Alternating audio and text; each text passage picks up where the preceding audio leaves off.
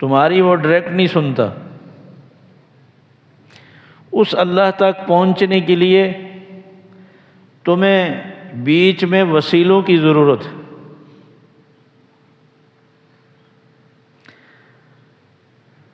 اس کے لیے پھر یہود و نصارہ نے اللہ کے نبیوں کی عبادت شروع کر دی اور ان کو پکارنا شروع کر دی۔ مشرکین مکہ نے نبیوں کے ساتھ فرشتوں کو بھی پکارنا شروع کر دیا، اور ساتھ انہوں نے آدم علیہ السلام کی اولاد میں جو 5 اولیاء اللہ گزرے تھے، ود، سوا، یغوث، یعوق، نصر، جن کا اللہ نے سورہ نوح میں نام ذکر کیا ہے، ان کو پکارنا شروع کر دیا کہ انبیاء علیہم السلام بھی اللہ کے برگزیدہ ہیں، اور فرشتوں کے متعلق جو کہنے لگے یہ اللہ کی بیٹیاں ہیں۔ جیسے بیٹیاں باپ کو مجبور کر دیتی ہیں بات ماننے پر، تو فرشتے بھی اللہ کے ایسے پسندیدہ چہیتے ہیں کہ یہ اللہ کو مجبور کر دیتے۔ اور اللہ والوں نے تو دین کے پھیلانے میں جو قربانیاں کی دی، محنت کی، تو اس وجہ سے اللہ ان کی نہیں موڑے گا۔ اللہ تبارک و تعالیٰ نے سب کی نفی کی۔ انبیاء اپنی جگہ پہ، ان کا مقام اور مرتبہ اور شان اپنی جگہ پہ، اس کا انکار نہیں۔ فرشتوں کا مقام اور مرتبہ اپنی جگہ پہ، اس کا انکار نہیں۔ اولیاء اللہ، ان کی شان، مرتبہ، مقام اپنی جگہ پہ، مگر یہ پکارنا یہ تو اللہ کا حق ہے۔ تو اللہ تبارک و تعالیٰ نے فرمایا نہ انبیاء کے اختیار میں کچھ ہے، نہ فرشتوں کے اختیار میں کچھ ہے، نہ اولیاء اللہ کے اختیار میں کچھ ہے۔ تمہارے نفع نقصان کا اختیار ان میں سے کسی کے پاس نہیں ہے۔ وَلَا تَدْعُ مِن دُونِ اللَّهِ مَا لَا يَنفَعُكَ وَلَا يَضُرُّكَ۔ تو جن کے اختیار میں تمہارا نفع نقصان نہیں ہے ان کو مت پکارنا۔ اور یہ خطاب رسول اکرم صلی اللہ علیہ وسلم سے اللہ تبارک و تعالیٰ رسول اکرم صلی اللہ علیہ وسلم سے فرما رہے ہیں، میرے پیارے حبیب، جب آپ کو کوئی تکلیف، پریشانی، مصیبت آئے تو آپ نے پکارنا ہے تو پھر صرف اللہ کو پکارنا ہے۔ اللہ کے علاوہ آپ نے کبھی کسی کو نہیں پکارنا، اس لیے کہ اللہ کے علاوہ کسی کے اختیار میں تمہارا نفع نقصان ہے ہی نہیں۔ اور اگلی بات کتنی سخت فرمائی، فَإِن فَعَلْتَ، اگر آپ نے اللہ کے علاوہ کسی بھی موقع پر انبیاء میں سے کسی کو، فرشتوں میں سے کسی کو، یا اولیاء اللہ میں سے کسی کو پکارا، فَإِنَّكَ إِذًا مِّنَ الظَّالِمِينَ، تو پھر اس وقت آپ مشرکین میں سے ہو جائیں گے۔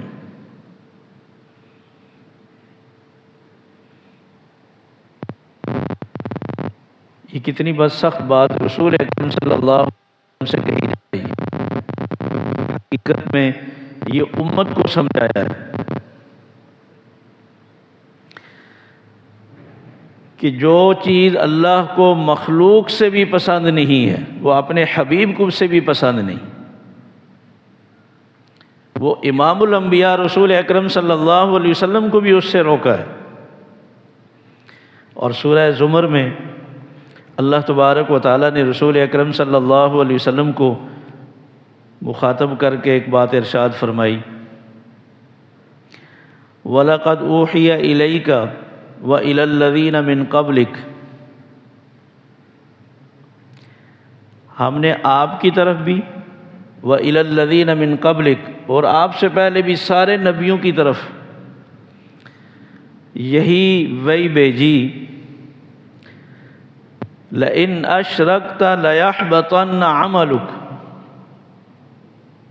آپ کو بھی کہہ رہے ہیں اور آپ سے پہلے بھی سارے نبیوں سے ہم نے کہا ہے کہ اگر آپ سے کسی موقع پر شرک ہوا، لئن اشرکت، اگر ہوا نہیں اور کرتے بھی نہیں،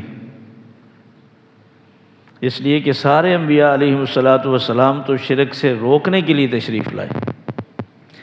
سب نبیوں کی، سب اولیاء اللہ کی تعلیم ہمیشہ یہی رہی، اس ایک اللہ کو پکارو۔ مگر فرمایا کہ ہم نے پہلے نبیوں سے بھی کہا ہے اور آپ سے بھی کہہ رہے ہیں، لئن اشرکت، اگر بالفرض آپ نے کسی موقع پر شرک کیا، لیحبطن عملک، آپ کی ساری نیکیاں ختم ہو جائیں گی، کوئی نیکی آپ کے نامہ اعمال میں باقی نہیں رہے گی۔ وَلَتَكُونَنَّ مِنَ الْخَاسِرِينَ، نقصان اٹھانے والوں میں سے ہو جائیں گے۔ رسول اکرم صلی اللہ علیہ وسلم سے تو اللہ تبارک و تعالیٰ نے فرمایا کہ آپ سے بھی کہہ رہے ہیں اور آپ سے پہلے بھی سارے نبیوں سے ہم نے یہی بات کہی تھی۔ سورہ انعام میں یہ واحد موقع ہے جہاں اللہ نے بڑے بڑے انبیاء کے نام لیے ہیں، یہ تقریباً کوئی 25 نام لیے ہیں اللہ تعالیٰ نے لگاتار لائنز۔ وَوَهَبْنَا لَهُ إِسْحَاقَ وَيَعْقُوبَ، ہم نے ابراہیم کو اسحاق بھی دیا، یعقوب بھی دیے، کُلًّا هَدَيْنَا، اور دونوں کو، ان میں سے ہر ایک کو ہم نے ہدایت دی اور نبی بنائے۔ وَنُوحًا هَدَيْنَاهُ مِن قَبْلُ، اور ان سے پہلے نوح کو ہم نے نبی بنایا۔ وَمِن ذُرِّيَّتِهِ داود وسلیمان وأیوب ویوسف وموسیٰ وہارون وَكَذَلِكَ نَجْزِي الْمُحْسِنِينَ وزكريا ويحيى وعيسى وإلياس كل من الصالحين وإسماعيل واليسع ويونس ولوط وكلا فضلنا على العالمين ومن آبائهم وذرياتهم وإخوانهم، یہ جو نام لیے فرمایا ان کے آباء میں سے کچھ کو نبی بنایا اور کچھ کی اولاد کو نبی بنایا، کچھ کے بھائیوں کو نبی بنایا۔ اولو العزم انبیاء کے نام لینے کے بعد آخر میں فرمایا وَلَوْ أَشْرَكُوا، وَلَوْ أَشْرَكُوا کی معنی ہے یہ سارے نبی ہمیشہ توحید کی دعوت دیتے رہے، اگر بالفرض زندگی میں کسی موقع پر یہ نبی اولو العزم ہونے کے باوجود بھی یہ شرک کرتے، وَلَوْ أَشْرَكُوا، اگر یہ شرک کرتے، لَحَبِطَ عَنْهُمْ مَا كَانُوا يَعْمَلُونَ، ان کی بھی ساری نیکیاں ختم ہو جاتی۔ یہ حقیقت میں مجھے اور آپ کو سنایا۔ پھر ہم کسی کے حج اور عمرے نہیں دیکھتے، پھر کسی کا صدقہ اور خیرات نہیں دیکھتے، پھر ہم اس کے نوافل اور اس کے روزے نہیں دیکھتے۔ اس لیے فرمایا وَإِنَّ لَكُمْ فِي الْأَنْعَامِ لَعِبْرَةً، اونچی باتیں کیا، اللہ نے بہت پیار سے بہت آسان مثالیں دے کر یہ بات سمجھائی۔ فرمایا کہ تمہارے گھروں میں جو جانور دودھ والے باندھے ہوئے ہیں انہی کی مثال لے لو، ہم نے تمہارے لیے سمجھنے کے لیے کیسی چیزیں بنائی ہیں۔ نسقیکم مما فی بطونی من بین فرث ودم لبنا خالصا، وہ جو تمہاری بھینس، گائے اور بکری ہے، وہ جس رنگ کا چارہ کھا رہی ہے وہ تو گرین ہے، چارہ سبز رنگ کا ہے، اس سے غذائیت سے جو خون پیدا ہوتا ہے وہ سرخ رنگ کا ہے،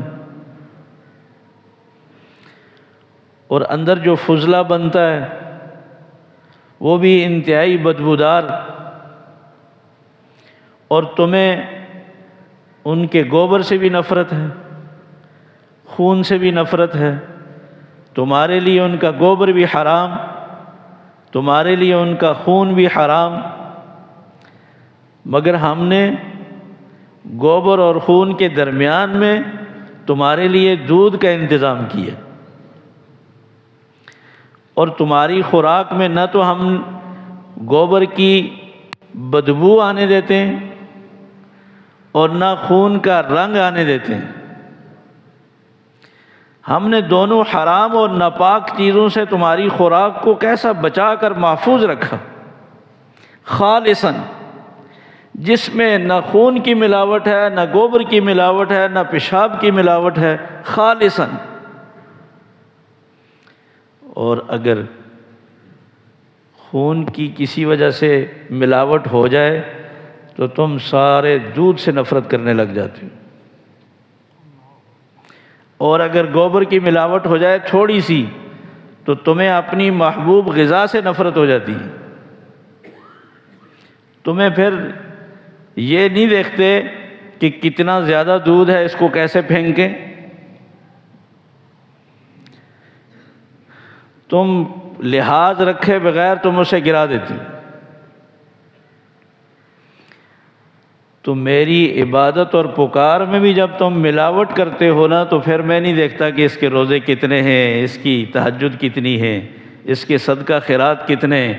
پھر اس شرک کی ملاوٹ کے بعد پھر میں اسے سارا ختم کر دیتا ہوں، چاہے وہ کسی نبی کی عبادت ہو، چاہے وہ کسی ولی کی عبادت ہو، چاہے وہ کسی انسان کی عبادت ہو، چاہے وہ کسی جن کی عبادت ہو۔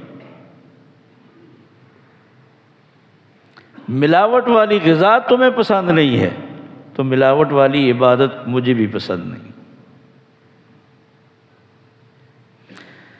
تو اللہ تبارک و تعالیٰ نے سارے نبیوں کے متعلق یہ بات ارشاد فرمائی،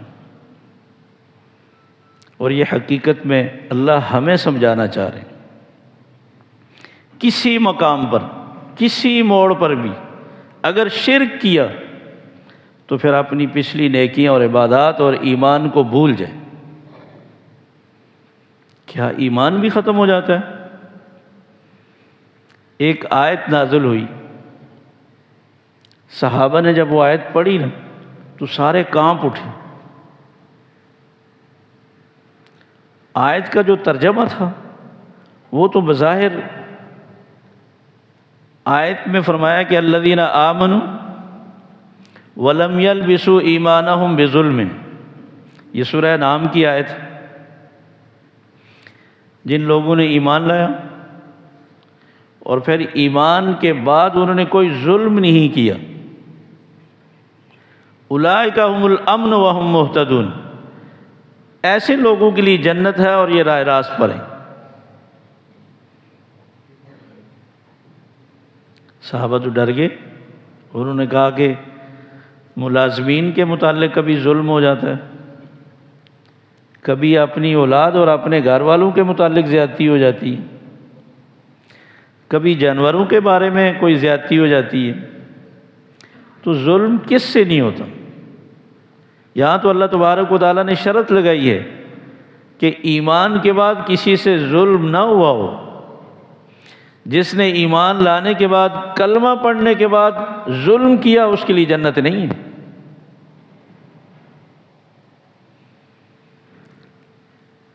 اب یہ رسول اکرم صلی اللہ علیہ وسلم کی خدمت میں حاضر ہوئے، کہا یا رسول اللہ، اس آیت میں جو اللہ تبارک و تعالیٰ فرما رہے ہیں، اس کی روح سے تو پھر ہمارا جنت میں جانا مشکل ہے۔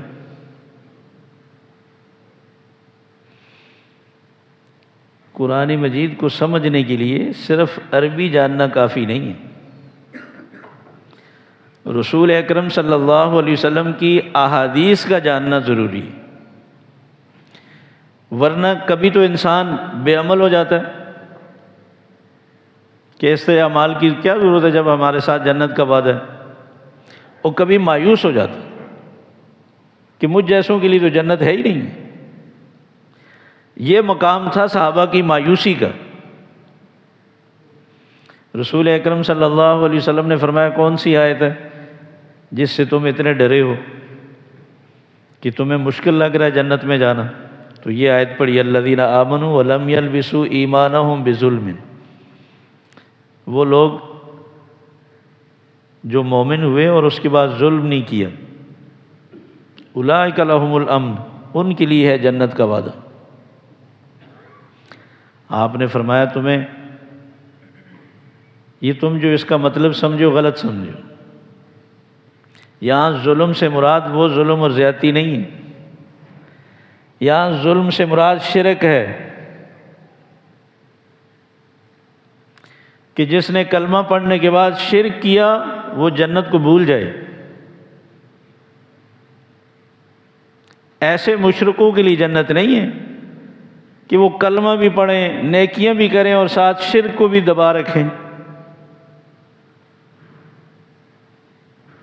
ان کے لیے تو جیسے عیسیٰ علیہ السلام نے اپنے امت سے فرمایا تھا من یشرک باللہ فقد حرم اللہ علیہ الجنہ،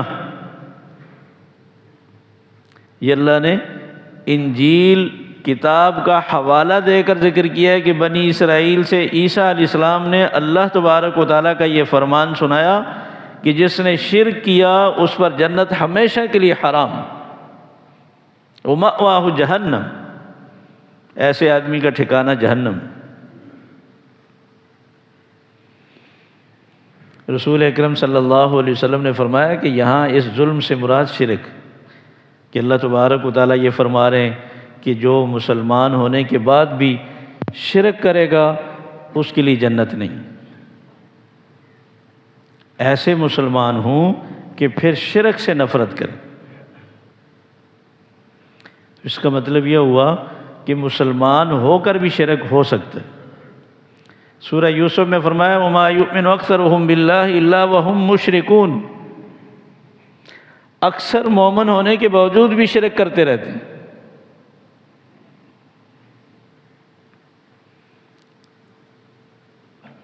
اچھا، مغالطہ ذہن میں شیطان یہ ڈال دیتا ہے کہ اللہ تبارک و تعالیٰ نے تو فرمایا نا وَلَا تَدْعُوا مِن دُونِ اللَّهِ، کہ جو اللہ کے علاوہ ہیں ان کو اپنی دعاؤں میں، حاجات میں، مشکلوں میں نہیں پکارنا۔ تو دون اللہ،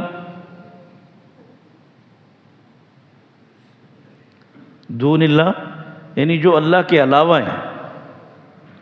اب شیطان نے کیا گڑھ دیا کہ جو انبیاء ہیں، جو فرشتے ہیں، جو اولیاء اللہ ہیں، یہ من دون اللہ تھوڑے ہیں، یہ اللہ نہیں ہے مگر اللہ سے جدا بھی نہیں،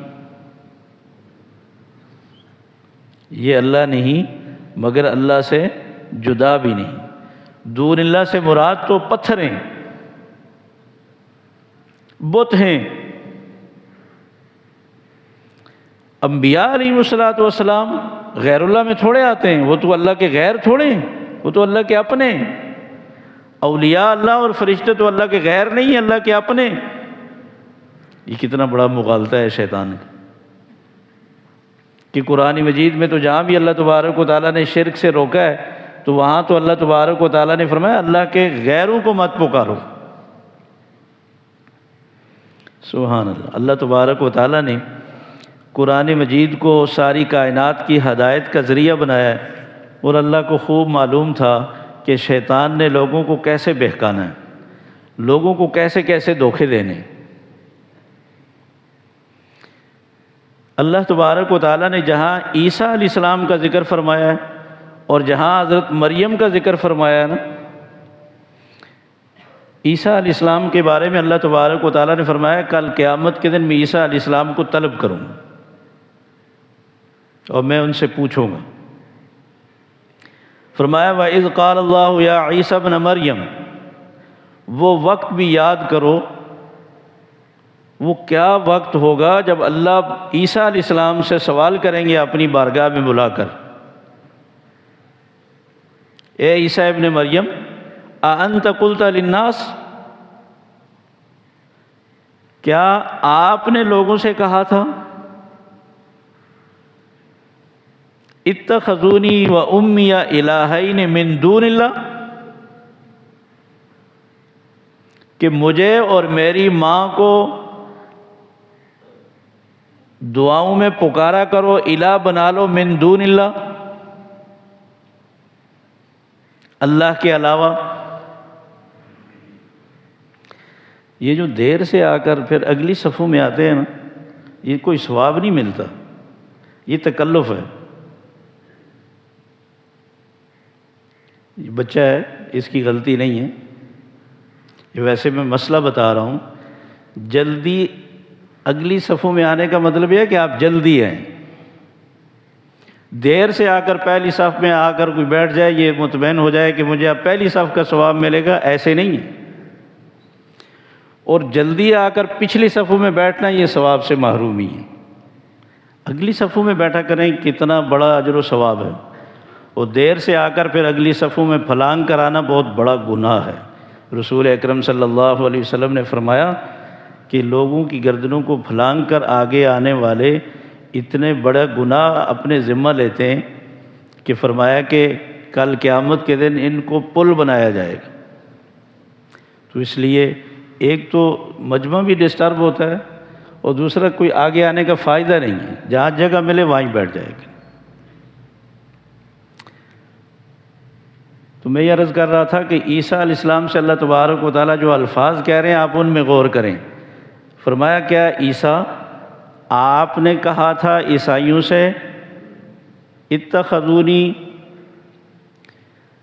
امیہ و الہین من دون اللہ، مجھے اور میری ماں کو اپنا الہ بنا لینا، من دون اللہ، اللہ کے علاوہ۔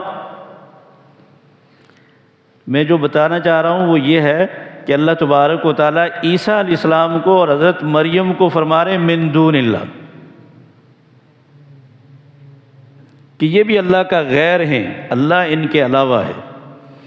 عیسائیوں کو یہی تو مغالطہ ہے، وہ کہتے ہیں اللہ عیسیٰ اور مریم کے علاوہ کوئی چیز نہیں ہے، ان تین میں سے کوئی ایک اللہ ہے۔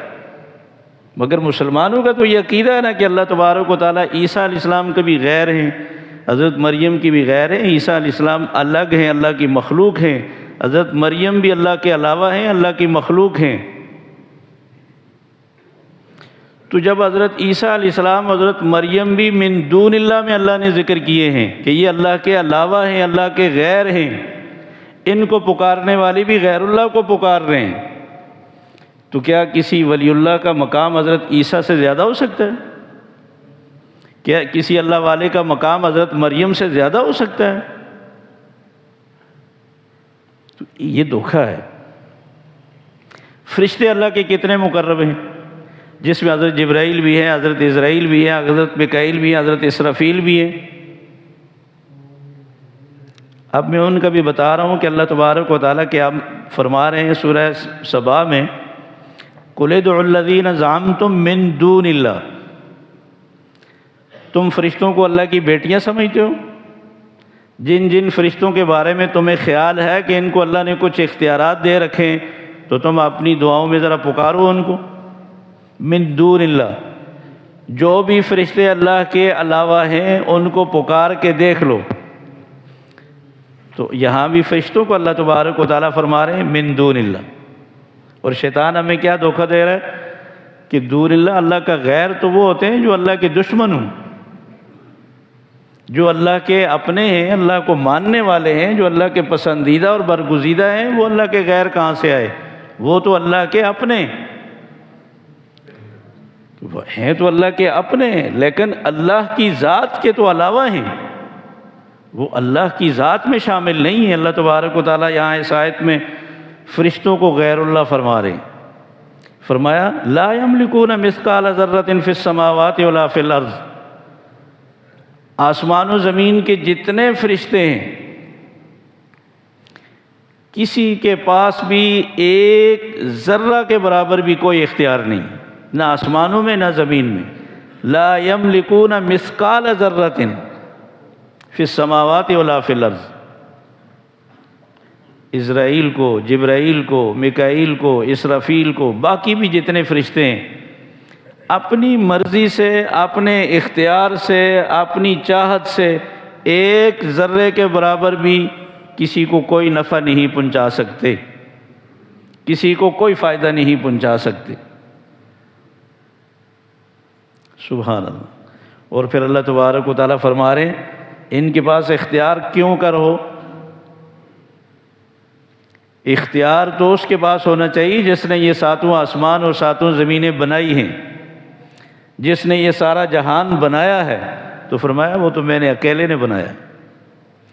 فرمایا وَمَا لَهُمْ فِيهِمَا مِنْ شِرْكٍ، فرشتوں کا تو اس میں کوئی حصہ نہیں۔ فرشتوں نے نہ چاند بنایا، نہ سورج بنایا، نہ ستارے بنائے، نہ فضا بنائی، نہ آسمان بنایا، نہ زمین بنائی، نہ دریا بنائے، نہ انہوں نے اجالا پیدا کیا، نہ اندھیرا پیدا کیا۔ ساری کائنات تو میں نے اکیلے نے بنائی ہے۔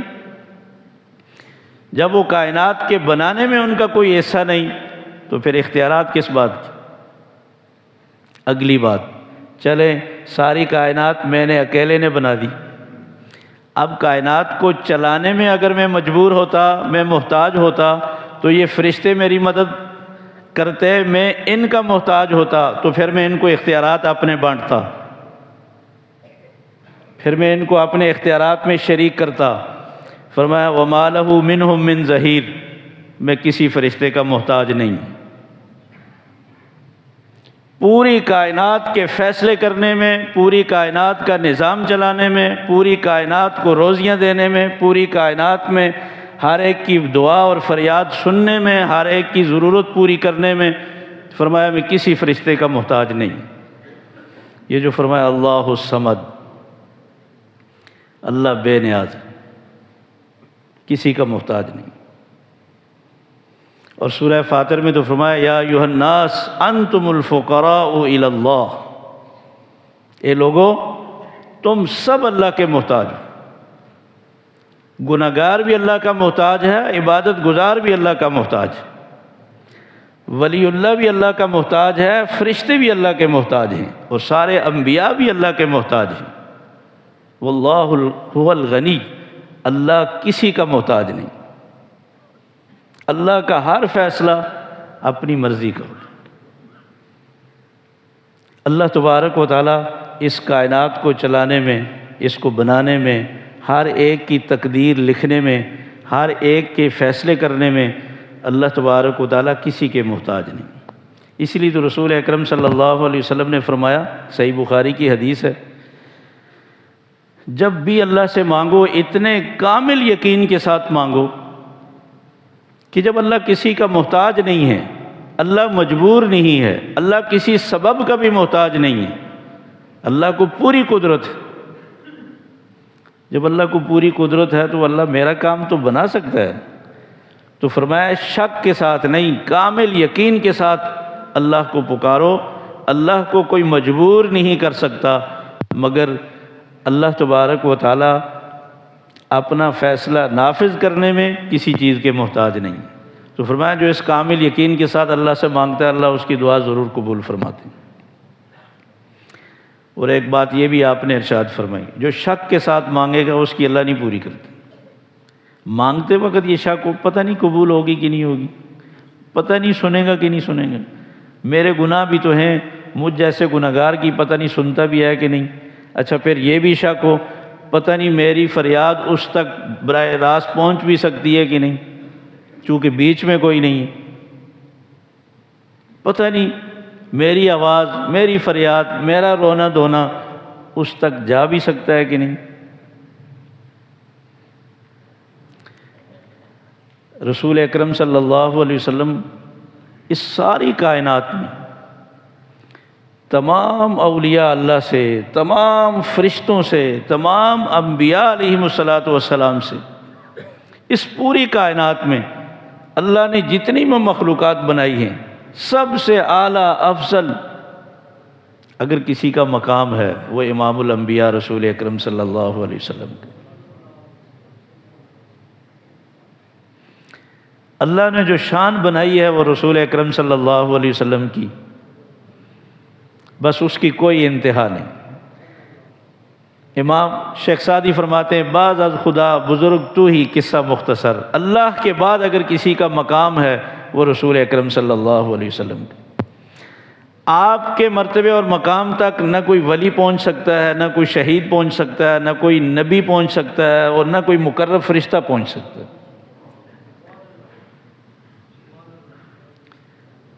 مگر اللہ نے اپنے اختیارات اپنے ہی پاس رکھے ہیں، اپنے اختیارات رسول اکرم صلی اللہ علیہ وسلم کو بھی نہیں دیے۔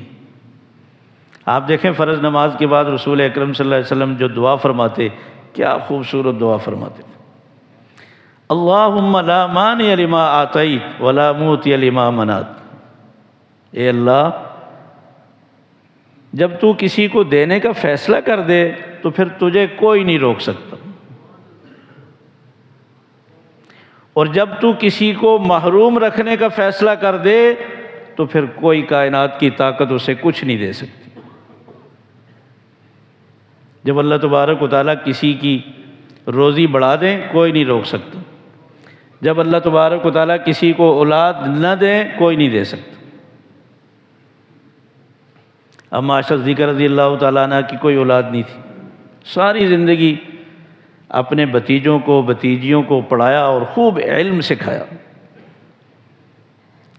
جہاں بڑے بڑے فقی مفتی صحابہ گزرے ہیں جن کا فتویٰ جاری ہوتا تھا، اما عائشہ صدیقہ رضی اللہ تعالیٰ عنہ نے جن بچوں کو علوم سکھائے ہیں نا، صحابہ میں ان کے فتوے چلتے تھے، اتنا کامل عامل بنایا ان کو۔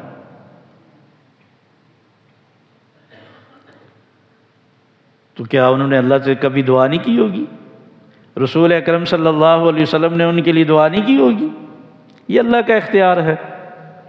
یہب لمن یشاء اناثا ویہب لمن یشاء الذکور، فرمایا میں جس کو چاہوں بیٹا دوں، چاہوں بیٹی دوں، چاہوں دونوں دوں، چاہوں حکیم بانجھ بناؤں، کچھ نہ دوں، یہ میری مرضی۔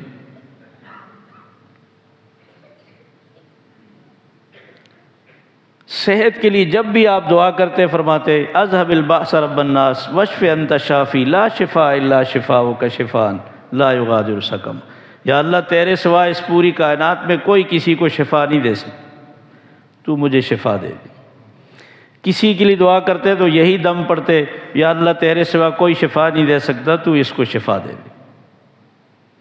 سورہ جن میں اللہ تبارک و تعالیٰ نے، اللہ تبارک و تعالیٰ کو یہ بات بہت اچھی طرح معلوم تھی کہ قیامت تک کیسے حالات پیدا ہوں گے اور کس طرح کے دھوکے شیطان دے کر لوگوں کو کس طرح کے شرک میں مبتلا کرے گا، کہ جو اللہ والے ہیں، جو انبیاء علیہم السلام ہیں، لوگ ان سے مانگنے لگ جائیں گے۔ ابھی ایک مسلمانوں کا قافلہ بغداد پہنچا اور وہاں پیر عبد القادر جیلانی رحمۃ اللہ علیہ کی قبر پر مزار پہ جا کر اردو میں مانگ رہے ہیں، اے پیران پیر، ہم بہت دور سے سفر کر کے آئے ہیں، آپ ہماری جھولیاں بھر دیں، ہمیں محروم نہ کرنا، ہم بڑی امیدیں لے کر آئے ہیں۔ لا حول ولا قوة۔ دیکھیں یہ صرف شان اللہ کی ہے کہ دنیا کی ہر بولی جاننا اور ہر بولی سمجھنا۔ پیر عبد القادر جیلانی رحمۃ اللہ علیہ اردو جانتے تھے، ان کو اردو میں بلا رہے ہیں۔ رسول اکرم صلی اللہ علیہ وسلم عربی جانتے تھے، یہودیوں کی عبرانی زبان میں کوئی خط آتا، آپ صلی اللہ علیہ وسلم کسی یہودی کو بلا کر خط پڑھاتے تھے، اور آپ کو شک گزرا، آپ نے فرمایا یہ ایسی خیانت کرنے والی قوم ہے، یہ اللہ کی کتاب میں گڑبڑ کرتے ہیں، خیانت کرتے ہیں، انگلی رکھ کر اپنے مقصد کی چیز چھوڑ دیتے ہیں، مطلب کی چیز پڑھتے ہیں، تو یہ ہمارے خطوں کے بارے میں کتنی خیانت کرتے ہوں گے۔ صحابہ سے کہا کہ مجھے ان پر کوئی اعتماد نہیں، کاش تم میں سے کوئی عبرانی سیکھ لیتا۔ حضرت زید بن ثابت رضی اللہ تعالیٰ عنہ کو یہ بات بہت اچھی لگی، انہوں نے صرف 15 دن میں عبرانی سیکھی، اور سیکھنے کے بعد رسول اکرم صلی اللہ علیہ وسلم کی خدمت میں حاضر ہوئے، کہنے لگے یا رسول اللہ اب میں نے عبرانی سیکھ لی ہے، آج کے بعد کسی یہودی کو خط پڑھانے کی نہیں بلانا، میں پڑھوں۔ پھر اس کے بعد ہر خط رسول اکرم صلی اللہ علیہ وسلم حضرت زید بن ثابت سے پڑھاتے تھے۔ یہ صرف اللہ کی شان ہے، دنیا کی ہر بولی سمجھنا اور اس کو پورا کرنا۔ اس لیے کوئی پابندی نہیں کہ آپ عربی میں مانگیں، آپ اپنی زبان میں اللہ سے مانگیں۔ رسول اکرم صلی اللہ علیہ وسلم سے اللہ تبارک و تعالیٰ فرما رہے ہیں، قل، سورہ جن ہے، قل انما ادعو ربی، آیت نمبر 20، آپ کہہ دیجئے میں ہر مشکل اور پریشانی میں صرف اپنے رب کو پکارتا ہوں۔ میں دکھ اور تکلیف میں صرف اپنے رب کو پکارتا ہوں، ولا اشرک بہ احدا، کسی کو بھی اس کے ساتھ شریک نہیں کرتا دعاؤں میں، کسی کو بھی شریک نہیں کرتا۔ بدر کی دعا دیکھیں نا، آپ نے کیا مانگا، کس سے مانگا؟ حضرت علی رضی اللہ تعالیٰ عنہ کہتے ہیں آپ سجدے میں گرے ہوئے ہیں اور رو رو کر ایسی دعا مانگی، حضرت ابوبکر صدیق آگے بڑھے کہنے لگے یا رسول اللہ بس کر۔ اب آپ کے رونے پر اللہ کو ترس آ گیا اور اللہ کی مدد آ گئی۔ حضرت علی فرماتے ہیں میں نے سنا آپ یا حی یا قیوم، یا حی یا قیوم، یا حی یا قیوم کے الفاظ سے اپنے رب کو پکار رہے تھے۔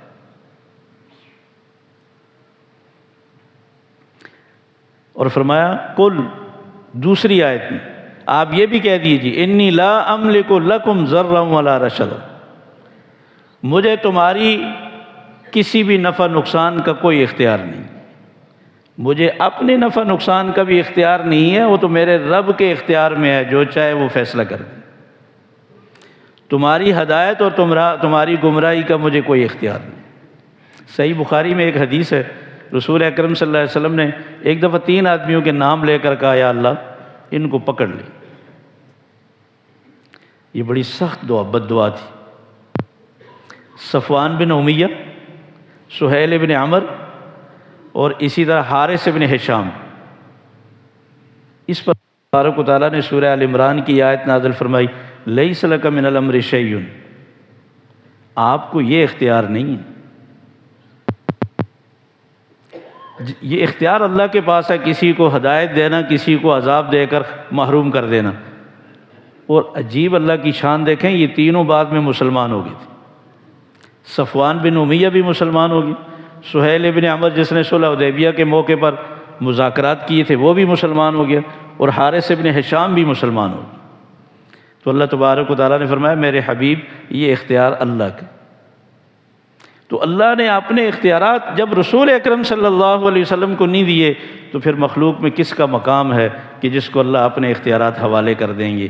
اللہ کے اختیارات اللہ ہی کے پاس ہیں۔ وہ ایسا جیدہ جاگتا پروردگار ہے، فرمایا ساری مخلوقات کا رازق میں ہوں، تم تو سب سے اعلیٰ اور افضل ہو، تم مجھ سے مانگو میں تمہاری فریادیں پوری کروں گا، اور بغیر واسطے کی بھی تمہاری سنوں گا۔ تمہیں کس نے مغالطہ ڈال دیا کہ وہ غریبوں کی، گناہگاروں کی نہیں سنتا؟ وہ تو شیطان کی بھی سن کر اس نے شیطان کی دعا قبول کی اور قیامت تک اس کو مہلت دے دی۔ تم تو ماننے والے ہو۔ اللہ ہمیں صحیح سمجھنے کی، عمل کی توفیق عطا